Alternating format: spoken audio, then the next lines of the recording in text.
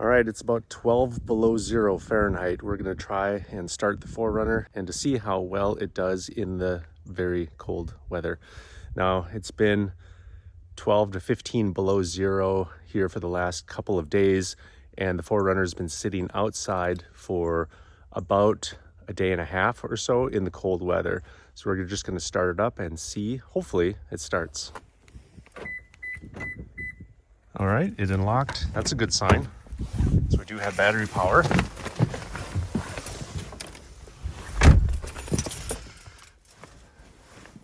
Got some LED lights going, so that's good.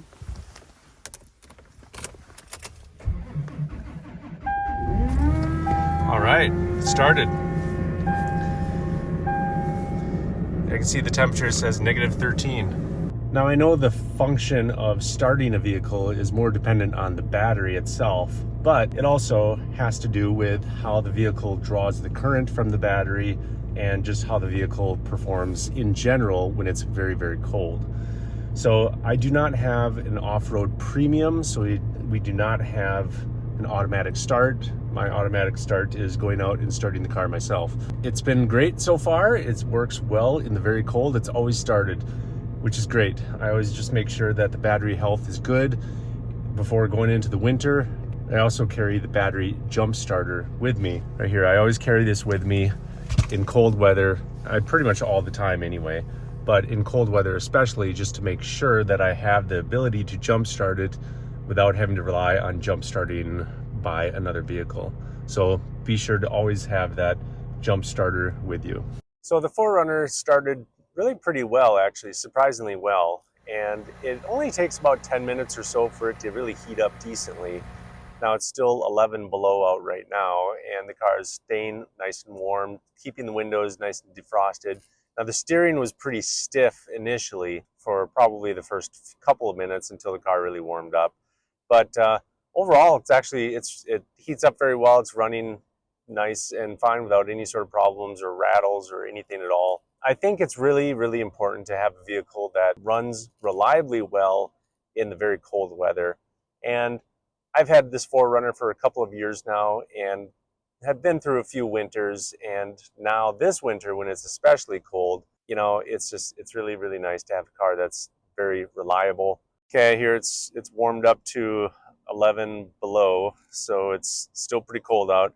Now you can see my gas gauge, it's less than half right now, which means I need to go get some gas. One of the things I try to do in the winter is keep the gas at least half full. And the purpose of that is that I can run and idle the vehicle and keep it nice and warm if I need to, if I'm stranded for any reason at all.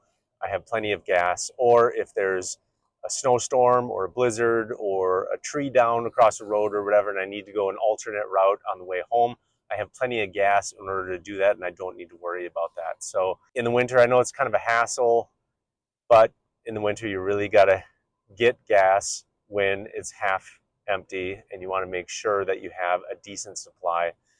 So with the 4Runner, the mileage is not that great. I get about 16.5 miles per gallon in this vehicle, and that's pretty much all year long. But I do carry a couple 100 pounds of gear in the back at all times. Oftentimes I have multiple passengers, so it's a lot of weight that I do carry around with me. I also have 33-inch tires, which are a little bit bigger, and that does impact the miles per gallon a little bit. It's not as bad as 35-inch tires, which I don't have. And that's the compromise, is that I have smaller tires at the 33-inch in order to make sure the miles per gallon are still okay. But 33s tend to be pretty functional, and I think that's a good balance between size and capability and miles per gallon.